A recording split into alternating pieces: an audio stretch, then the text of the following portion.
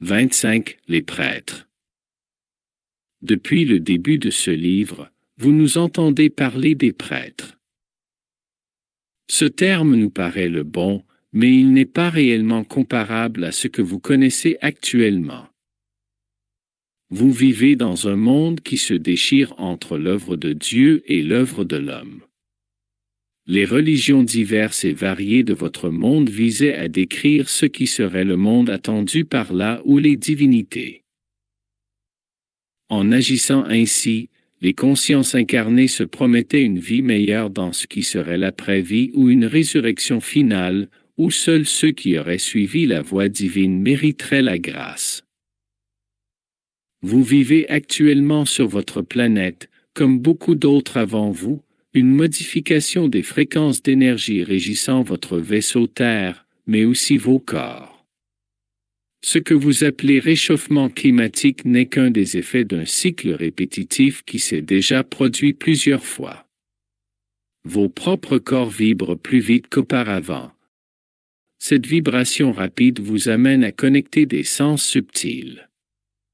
Ce que vous appelez pouvoir, don ou capacité médiumnique ne sont que l'utilisation de ces vibrations en tant que sens. Cela passe donc par la psyché et le corps qui sert d'amplificateur d'énergie subtile. Les plans supérieurs de conscience ne sont pas juste une illusion ou des histoires ésotériques ou religieuses. Vos désincarnés habitent bel et bien avec des corps subtils dans des zones vibratoires supérieures aux vôtres. Dans les zones vibratoires encore supérieures, résident des anges et toute leur hiérarchie et d'autres déités. Des êtres appelés maîtres d'ascension, comme Jésus, Bouddha, Kuan Yin, Mahomet et d'autres saints, ont eu l'occasion pas seulement de croire en ces royaumes, mais bien de les contacter réellement, en utilisant des techniques méditatives ou d'ascèse physique permettant d'élever suffisamment leur taux vibratoire jusqu'à atteindre les zones angéliques. Ils ont reçu de multiples enseignements de la part de ces êtres et de leur propre esprit supérieur. Ces enseignements furent souvent convertis en religion, en dogmes plus ou moins sévères quant à ce qu'il fallait faire pour ressembler à ces modèles. Ils ont traversé l'illusion même de ce monde par ce travail sur ce qui est permanent en eux. En quittant l'impermanence, ils ont touché du doigt la perfection divine qui est en chacun d'entre nous. Autour de ces religieux, les prêtres sont devenus les ministres et représentants de ces religions, mais ils n'avaient pas atteint le niveau de conscience des êtres dont ils représentaient l'enseignement. Nous parlons au passé, car, sur Terre 2, toutes les religions ont pris fin quand une partie de plus en plus grandissante de la population s'est mise à avoir des visions et messages de l'au-delà, mais aussi des mondes angéliques et archétypaux. Quand cela est arrivé, il est vite parvenu à la conscience de chacun qu'aucune religion n'était plus grande qu'une autre, et que les enseignements, et souvent les menaces, liées au non-respect de ces religions n'avaient pas lieu d'être. Dans les sphères supérieures, il n'y a pas de pardon à obtenir, car ce sont des sphères d'amour de plus en plus grandes. Dès lors, nous serons toujours aimés quoi que nous pensons avoir à nous faire pardonner par une pratique ou une autre. Bien sûr, la loi karmique existe et les consciences incarnées vivent autant d'expériences que nécessaire pour équilibrer le plateau du bien et du mal que la conscience, elle-même, par son jugement dans la dualité, se propose de vivre. Il a donc été découvert que plus un être vivait dans la paix et le bonheur, et plus sa vie dans ce monde et le suivant serait une gradation d'amour ne nécessitant pas des allers-retours à l'expérience de la dualité. Aucune religion n'a résisté à cela sur Terre 2, et les religions sont racontées comme des œuvres philosophiques dont on peut s'inspirer, mais pas comme des dogmes absolus de tout temps et tout espace.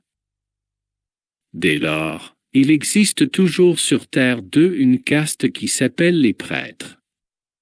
Il s'agit ici d'êtres qui ont une faculté naturelle d'entrer en contact avec les mondes de l'invisible.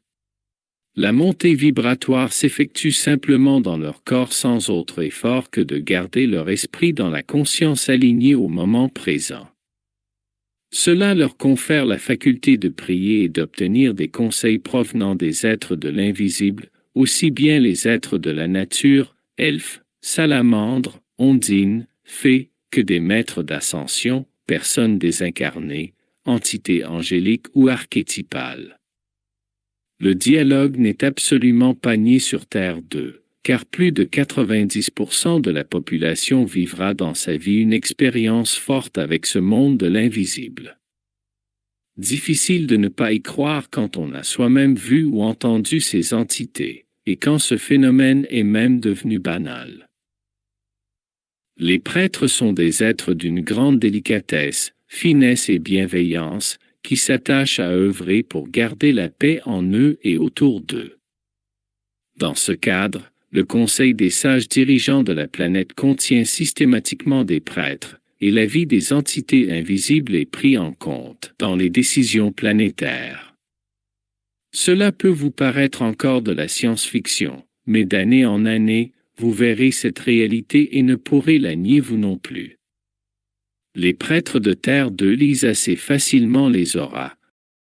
Cela leur permet d'être de bons psychologues et thérapeutes, car sans donner de jugement, ce qui leur ferait quitter l'état de paix propice à leurs dons, ils donnent leurs avis sur la vérité que ceux qui les rencontrent se cachent à eux-mêmes. Certains prêtres sont prescients et leur capacité à ressentir les événements plus ou moins à l'avance permettent de mettre en place des actions préventives, sans aucune condamnation, sur des comportements humains, individuels ou de groupe, qui seraient nuisibles à l'intégrité d'autres consciences incarnées, humaines ou extraterrestres. La règle du libre arbitre est tout de même respectée, car si un prescient sent qu'une conscience incarnée refuse une lecture d'aura ou d'énergie, la lecture ne se fait pas. Certains prêtres prient sans cesse, dans une sorte de méditation extatique, pour permettre à la planète de s'autoréguler en termes de climat. Même si des machines peuvent le faire sur Terre 2, cette méthode naturelle est privilégiée. Les plus grands priants ou méditants le font souvent depuis les cités intérieures, car l'énergie spirituelle de ces lieux est bien plus importante qu'à la surface. Les prêtres sont parmi les enseignants des jeunes enfants. Ils sont des professeurs attentifs au développement des capacités naturelles de chacun. Ils sont de grands enseignants de méditation, mais aussi de relaxation ou de toute autre méthode visant à l'expansion de conscience. Les prêtres sont aussi capables d'aider les consciences incarnées de Terre 2 à trouver leur œuvre, en servant d'intermédiaire avec les guides des mondes supérieurs. Chacun peut trouver l'énergie et le plan de vie qui lui serait le plus profitable pour la période de vie à venir.